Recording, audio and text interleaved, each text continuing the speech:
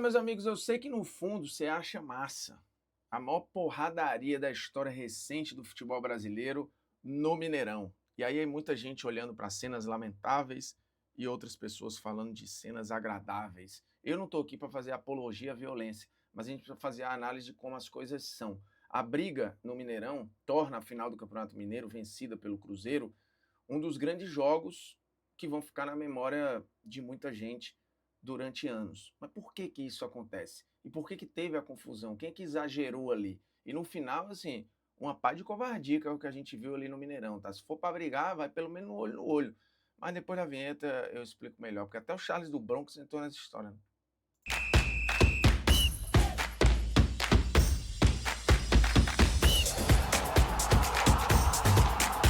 Fala moçada, beleza? O Bruno Formiga na área, convidando você a se inscrever no canal, tocar na notificação, deixar o seu like aí, o seu dislike, comentar o conteúdo e compartilhar o conteúdo aí nos seus grupinhos de WhatsApp, porque o que é que acontece? O Cruzeiro é campeão mineiro, evitou inclusive um heptacampeonato do Galo, jogo no Mineirão, vencido por 1-0, gol do Caio Jorge. O ano, tanto de Galo quanto de Cruzeiro, é um ano conturbado, né? O Galo até já mudou de treinador, o Cruzeiro viu o Tite balançar em vários momentos, o Tite sai fortalecido dessa decisão. E no final das contas, se a gente olhasse ali para o resumo da temporada até aqui, né? O Galo até tinha feito jogos um pouquinho melhores que o Cruzeiro, mas chegou na hora da decisão, talvez o elenco mais robusto de talento tenha feito a diferença e o Cruzeiro acabou campeão, mas o jogo ficou totalmente à parte da análise por conta da confusão que começou com o goleiro Everson e o Christian já no finalzinho do jogo. Faltavam 30 segundos para acabar, o que gerou uma brutalidade gigantesca no Mineirão. As imagens, obviamente, foram replicadas muito rapidamente, e a gente está vendo. Para mim, começa aí na reação desproporcional do Everson, né, que vai cobrar em cima do Christian. O Christian dividiu uma bola normal com ele, não atingiu ele em cheio, porque ele não teria condição, e aí começa uma confusão. Ele toma uma pancada por trás do capitão do Cruzeiro, tá com o rosto na trave. Quando as coisas pareciam se acalmar, o Lianco chega dando uma voadora ali no Lucas, e aí a parada se espalha de um jeito que fica incontrolável. Toda geração tem uma briga para chamar de sua e dizer: eu lembro dessa porradaria. Né? A minha geração tem algumas, mas talvez a mais emblemática tenha sido o Palmeiras e Corinthians da embaixadinha do Edilson na porradaria com o Paulo Nunes ali no final dos anos 90 para os anos 2000, em que a rivalidade Corinthians e Palmeiras era muito exacerbada. Eles decidiram o Campeonato Brasileiro, teve jogo grande de mata-mata de Libertadores, então assim, era uma tensão enorme. E aí a gente tá vendo a porradaria, até o Cássio, que eu nunca vi reagir dessa forma, pisando no Lianco no chão, soco por trás, enfim, o Caio Jorge brigando com o goleiro reserva do Atlético, o Hulk saindo na porrada também, coisa que eu nunca vi. E aí já não tinha mais regra, e eu até brinquei, né, falando, meu irmão, até na porradaria de rua tu tem regra. E quando eu digo regra, em algumas porradarias, né, você tem pelo menos ali uns conceitos morais. Antigamente, briga de torcida organizada, hoje não mais, mas antigamente, ali nos anos 90, quando o cara caía no chão, parava, era só na mão. Hoje em dia, enfim, tem tiro, tem porradaria, tem morte, tem a porra toda. E obviamente que não tem regra nenhuma. Mas no Mineirão, o que a gente viu foi uma porrada de trairagem, crocodilagem, covardia, porrada, soco por trás, soco na nuca, voadora nas costas. Triste. Os jogadores reconheceram o espetáculo dantesco que eles proporcionaram e basicamente todos ali pediram desculpa. As instituições também tiveram que se pronunciar. Foram 23 expulsões registradas em súmula, o que deve dar muito problema, tanto para Cruzeiro quanto Atlético lá na frente. Todos os jogadores ali vão a julgamento, assim, essa parada ainda vai se estender.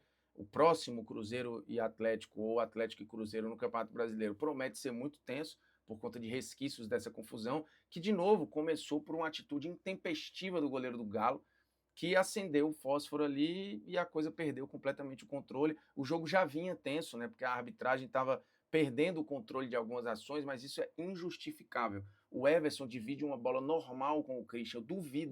Eu duvido muito que se o Galo tivesse ganhando, o Everson teria aquela reação. Ele ia até valorizar ali no chão, ia pedir atendimento e tal, mas não ia se revoltar como se revoltou no lance de dividida normal. O Christian foi tentar buscar o rebote, ele até ameaça recolher a perna, ele não bica a cabeça. O Everson não ia aguentar nem se levantar se ele toma um bicaço ali do Christian. Então, eu acho que a reação dele foi desproporcional.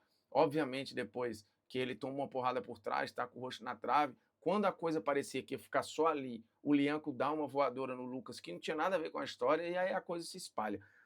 O que eu acho de tudo isso, assim, para mim é mais triste, para além da porradaria, que eu entendo algumas vezes no futebol, ela é normal. Também não dá para ficar aqui como paladino da moral e achar que não tem briga no futebol. Tem, é um ambiente competitivo, com porra, os caras tudo com a adrenalina lá em cima, volta e meia vai acontecer. Já acontece aqui, acontece em seleções, acontece lá fora, então, enfim, vai acontecer.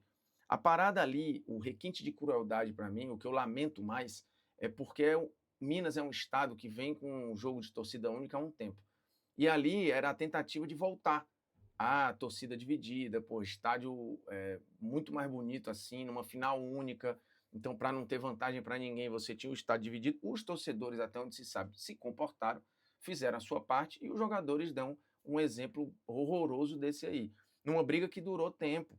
E que, no fundo, eu sei, a maioria da galera acha o máximo. Como achou legal as brigas que já tiveram em Flamengo e Vasco nos anos 90 e 2000, entre Corinthians e Palmeiras, São Paulo e Palmeiras tem uma porradaria histórica do lateral André com o Edmundo, que também fica fora do controle. Nos anos 70 teve porradaria nos anos 80. Não é uma questão de um privilégio de geração nenhuma. Como eu disse, toda geração tem uma briga para chamar de sua e tem uma galera que vai lembrar desse jogo por muito tempo. Né? E isso é não querer ser mais realista que o rei. Essa porradaria dá a este Cruzeiro e Atlético uma memória que outros jogos talvez tenham perdido. Se a embaixadinha do Edilson não tivesse terminado em porrada com o Paulo Nunes e com um monte de gente, talvez aquele jogo tivesse diluído na memória, mas ele vai ser lembrado.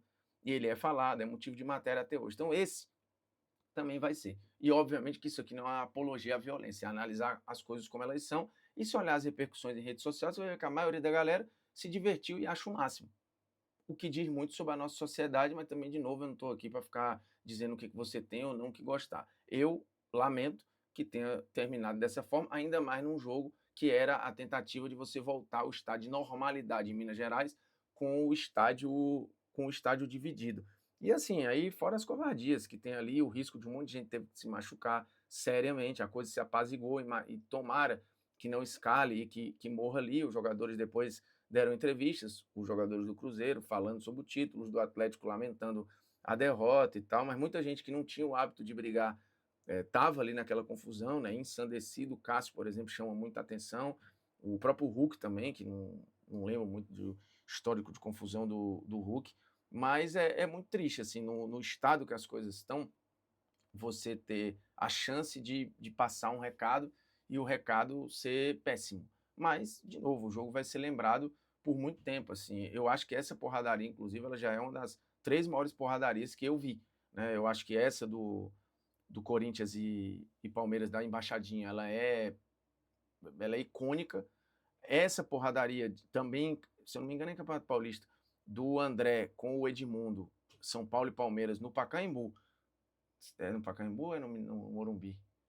Agora não lembro, um dos dois. Mas também é uma porradaria icônica ali nos anos 90, ali 93, 94. E essa do Cruzeiro e Atlético é histórica também. A sorte, ainda bem, que ninguém se machucou, mas muita gente correu risco ali. O Lianco foi pisado no chão, gente que tomou voadora nas costas. O próprio Everson, que para mim é o gatilho de toda a confusão, escapou de se machucar mais sério, porque ele tá com o rosto na trave e tem até uma imagem de IA espalhada por aí, como se ele tivesse com um galo gigantesco aqui. E a galera que fez a imagem de IA é tão tosca que colocou o galo do lado ao contrário do que ele tomou a porrada, né? Ele toma a porrada de um lado e o galo tá do outro lado. Mas enfim, coloca aqui as grandes porradarias que você lembra. E por isso que fica essa história, né? Foram cenas lamentáveis ou cenas adoráveis? Eu acho que as cenas são lamentáveis, mas eu entendo que muita gente acha o máximo, o que, repito, diz muito aí sobre a gente, né? Mas fazer o quê? É fato que quando tem uma porradaria, todo mundo para olhar. Isso aí é evidente também, né? É nóis, se inscreve aí no canal, toca na notificação, deixa o seu like aí, seu dislike, comente o conteúdo e é nóis.